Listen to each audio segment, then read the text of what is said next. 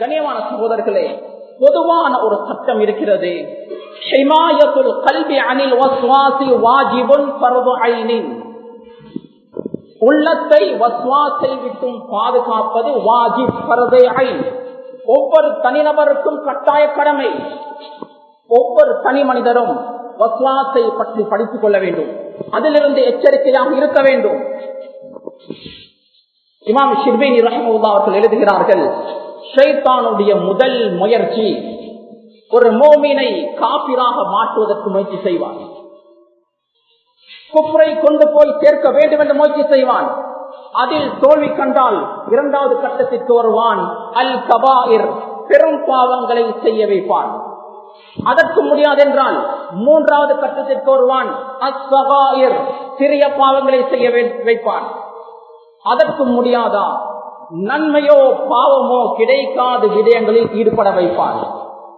அதற்கு முடியாதா, எந்த அமலை செய்தால் குறைவான நன்மைகள் கிடைக்குமோ அப்படியாப்பட்ட அமல்களை செய்ய வைப்பான். அதிகமான நன்மைகள் கிடைக்கக்கூடிய அமல்களை செய்ய விடமாட்டான், தடுப்பான். அதற்கு முடியாது என்றால் அவனுடைய கடைசி கட்டம் அந்த சாலிஹான முஃமினான நல்லடியாளுக்கு எதிராக மக்களை, படைப்பிடங்களை தூண்டிவிடுவான்.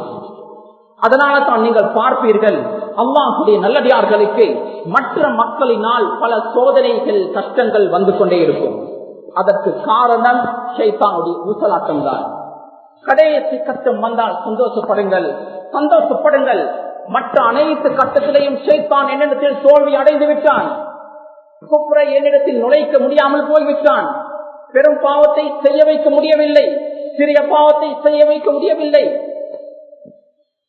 எந்த அமல் செய்தால் கூடுதல் நன்மைகள் கிடைக்குமோ அப்படியாப்பட்ட அமல்கள் செய்யக்கூடிய பாக்கியம் எனக்கு கிடைக்கிறது.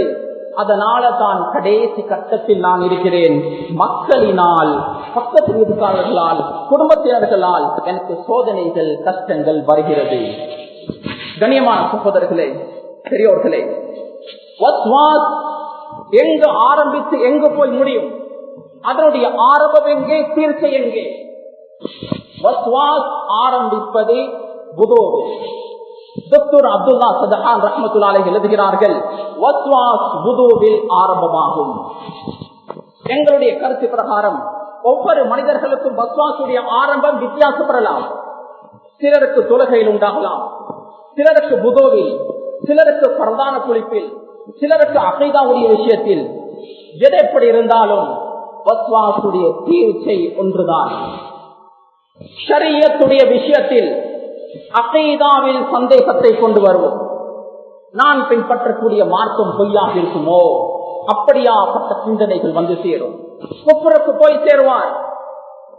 உலகத்துடைய விடயத்தில் மனைவியை தலாக் சொல்லும் வரை கொண்டு போய் சேர்க்கும். ஏன்? சந்தேகம். வஸ்வாஸ் என்றால் சந்தேகம். மனைவி திரும்பினாலும் சந்தேகம், பார்த்தாலும் சந்தேகம், போனாலும் சந்தேகம், வந்தாலும் சந்தேகம். தலாக்கில் போய் முடியும். கடைசியாக அவருக்கு ஆகிரமும் இல்லை, உலகமும் இல்லை. கனிமான சகோதரர்களே, பெரியோர்களே, வஸ்வாஸை 2 வகையாக பிரிக்கலாம். அல் வஸ்வாசுல் ஃபிக்ரி, சிந்தனை ரீதியான வஸ்வாஸ். இதுவரை நான் சொன்ன அனைத்துமே சிந்தனை ரீதியான வஸ்வாஸ். இதை எப்படி சுகமாக்குவது? சிந்தனை ரீதியான வஸ்வாஸ் வரும் போது இதற்குண்டான முதல் இலாஜ், வைத்தியம்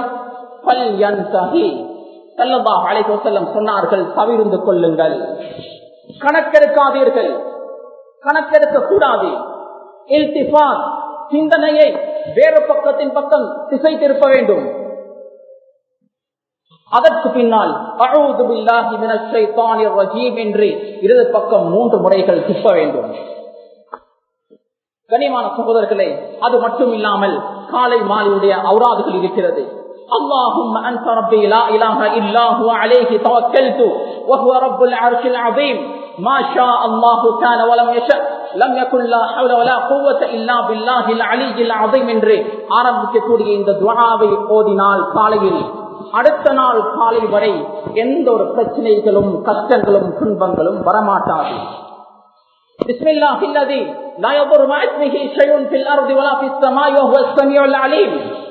இந்த துஆவை காலையிலேயும் மாலையிலேயும் மூன்று முறைகள் ஓதினால் எந்த ஒரு தீங்கும் வராமல் அல்லாஹ் தஆலா எங்களை பாதுகாப்பான். அஊது பில்லாஹி மினஷ் ஷைத்தானிர் ரஜீம் என்று 10 முறைகள் ஓதினால் எங்களை ஷைத்தானிடமிருந்து பாதுகாப்பதற்காக வேண்டி அல்லாஹ் தஆலா ஒரு மலக்கை நியமனம் செய்வான். 20 முறைகள் ஓதினால் 2 மலக்குமார்கள், 30 முறைகள் ஓதினால் 3 மலக்குமார்கள், 100 முறைகள் ஓதினால் 10 மலக்குமார்கள் எங்களுக்கு பொறுப்பு சாட்டப்படுவார்கள். கண்ணியமான சகோதரர்களே, பெரியோர்களே, இரண்டாவது வகை வஸ்வாஸ் அல் வஸ்வாசுல் ஹிஸ்ஸி, உணர்வு ரீதியான வஸ்வாஸ். நெஞ்சு வலிக்கிறது போல இருக்கும், வயிறு வலிக்கிற போல இருக்கும், தலை வலிக்கிற போல இருக்கும். எத்தனையோ ஹாஸ்பிட்டலுக்கு போய் வந்திருப்பார். சித்த வைத்தியம் வேணுமா, யூனானி வேணுமா, ஆயுர்வேதம் வேணுமா, எத்தனையோ ஹஸ்ரத் மாதத்தில் கூட போயிருப்பார்கள். ஆனால் ஷிஃபா கிடைக்கல, ஷிஃபா கிடைக்கவும் மாட்டாது. அதற்குண்டான வைத்தியத்தை நாங்கள் புரிந்து கொள்ள வேண்டும். கண்ணியமான சகோதரர்களே, பெரியோர்களே, அதற்கு நாம் என்ன செய்ய வேண்டும்? உடம்பை அசைக்க வேண்டும், சோம்பலை முறிக்க வேண்டும், வேறு வேறு வேலைகளில் ஈடுபட வேண்டும், சிந்தனையை மாற்ற வேண்டும். நாம் சிந்தனையை மாற்றவில்லையா, எத்தனை ஹதரத்தில் போனாலும் சரி, எத்தனை டாக்டரிடத்தில் போனாலும் சரி, ஒரு நாளும் ஷிஃபா என்பது கிடைக்கவே மாட்டாது. குளிரான தண்ணீர் மூலமாக குளிக்க முடியுமா? தாராளமாக குளிக்கலாம். குளிரான தண்ணீரை குடிக்க முடியுமா? அதுவும் ஷிஃபா தான்.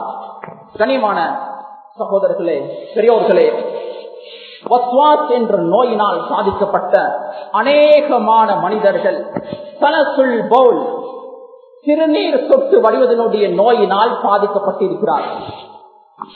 சிறுநீர் வந்துருமோ வந்துருமோ வந்துருமோ என்று நினைக்கும் போது உண்மையாகவே வந்துவிடும். கனிமான சகோதரர்களே, இப்பொழுது சயின்ஸ் உறுதிப்படுத்துகிறது இது உண்மையாகவே நடக்கும். பிளடி மேரியை பற்றி நீங்கள் கேள்விப்பட்டிருப்பீர்கள். கிட்டத்தட்ட 500 ஆண்டுகளுக்கு முன்னால் இங்கிலாந்தில் வாழ்ந்த ஒரு பெண், ஒரு அரசி, கிபி 1514 ஆண்டு பிறந்த அவள் தந்தை ஹென்ரிக்கு பின்னால் ஆட்சிக்கு வந்தார். மக்கள் இதுதான் முதலாக ஒரு பெண் அரசியை பார்க்கிறார்கள். அவள் பார்ப்பதற்கும் அலங்கோலமானவள். மக்கள் வெறுத்தார்கள். அதனால் மன உளைச்சலுக்கு ஆளானார். அவள் நினைத்தால் இந்த இடத்தில் ஒரு ஆணை வைத்து விட்டால் நான் ஒரு திருமணம் செய்வோம். ஸ்பெயின் நாட்டை சேர்ந்த ஒரு வாலிபனை திருமணம் செய்தார். வாலிபனை அரசனாக நியமனம் செய்தார். அந்த வாலிபன் பணத்திற்காக வேண்டி திருமணம் செய்தவர். காலப்போக்கில் மனைவியை வெறுக்க ஆரம்பித்தார். மக்கள் இன்னும் கேவலமாக பேசினார்கள். கணவனுக்கே பிடிக்காத பெண். அதற்கு பின்னால் நினைத்தால் நான் ஒரு வாரிசை பெற்றெடுத்தால் அந்த வாரிசை இந்த சிம்மாசனத்தில் அமர வைக்கலாம், அரசனாக ஆக்கலாம்.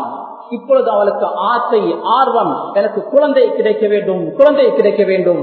கொஞ்ச நாட்களுக்கு பின்னால் வயிறு அப்படியோ வீங்கி வந்தது. பிரெக்னன்ட் உடைய எல்லா அடையாளங்களும் அவளுக்கு வெளிப்பட்டது. மக்களும் சந்தோஷப்பட்டார்கள்.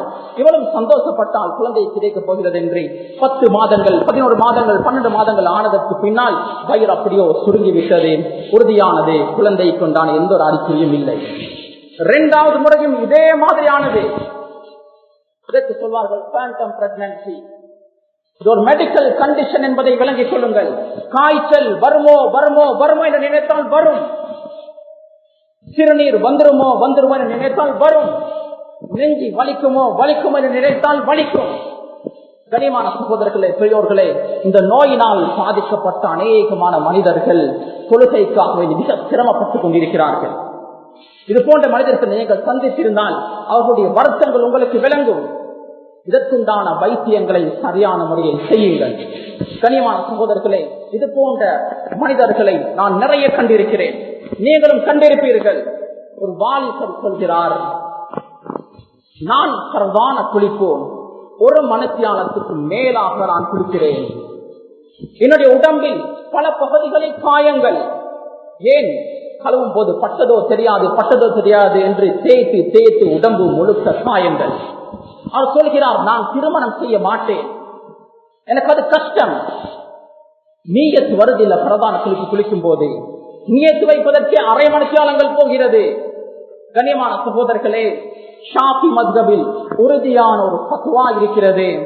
வஸ்வாஸால் பயங்கரமாக பாதிக்கப்பட்டவர்கள் 4 மத்ஹபிலேயும் எதை லேசானதோ அதை எடுத்துக் கொள்ளலாம். ஹனபி மத்ஹபில் நியத்து தேவையில்லை. ஒரு மனிதர் ஜுனுபாலி பாதையில் சென்று கொண்டிருக்கிறார், வலி கால் தவறி ஆற்றில் விழுந்து விட்டார், அவருடைய பரதான குறிப்பு நிறைவேறிவிடும். நியத்து தேவையில்லை. ஹனபி மத்ஹபின் பிரகாரம் அவர் நியத்து வைக்காமல் குளித்தாலும் அவருடைய குளிப்பு கூடும்.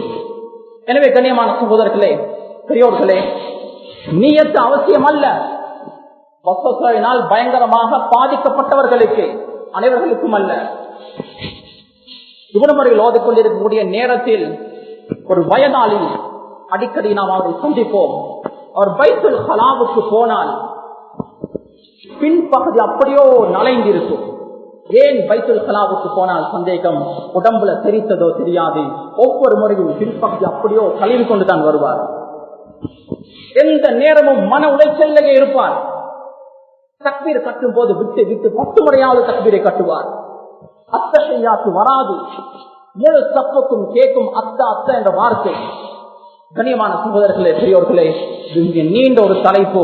இந்த நோயுடைய அறிகுறிகள் என்ற இடத்தில் இருந்தாலும் அதற்குண்டான வைத்தியங்களை இப்பொழுதையே செய்து கொள்வோம். இல்லை என்றால் இதனுடைய தீர்ச்சி மிக பயங்கரமானதே. கடைசியாக போய் நிற்கும் ஈமான்ல சந்தேகம், கொள்கையில சந்தேகம், அகீதாவில் சந்தேகம், பயங்கரமான ஒரு நிலைமைக்கு தள்ளப்படலாம். கண்ணியமான சகோதரர்களே, பெரியோர்களே, குர்ஆனுடைய ஆரம்பம் அஊது பில்லாஹி மினஷ் ஷைத்தானிர் ரஜீம், ஷைத்தானை விட்டும் பாதுகாவல் தேடுகிறேன். குர்ஆனுடைய கடைசி மின் ஷர்ரில் வஸ்வாஸ், ஷைத்தானுடைய சூழ்ச்சிகள், தீய எண்ணங்களுடைய தீங்கை விட்டும் நான் பாதுகாவல் தேடுகிறேன். ஆரம்பமும் கடைசியும் இருந்தால்தான் நடுப்பகுதியை அமல் செய்யலாம். இல்லை என்றால் ஷைத்தான் நன்மைகளை செய்ய விடமாட்டான், எங்களை தடுத்துக் கொண்டே இருப்பான். எனவே கண்ணியமான சகோதரர்களே, பெரியோர்களே, ஈமானுடைய மோமீன்களுடைய முதல் விரோதி நஃப்ஸ், இரண்டாவது